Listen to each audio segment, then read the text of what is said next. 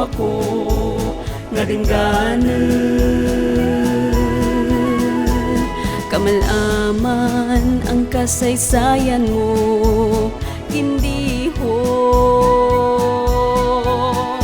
ang imong kabataan, magatindig nga mapagken, bugay kang makaako, uban wang dilison, dilison, rigya kami.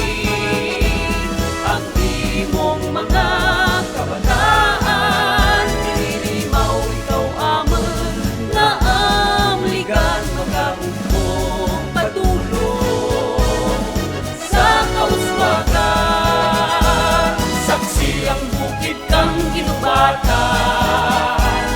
sa nagriligan mo nga kasaysayan.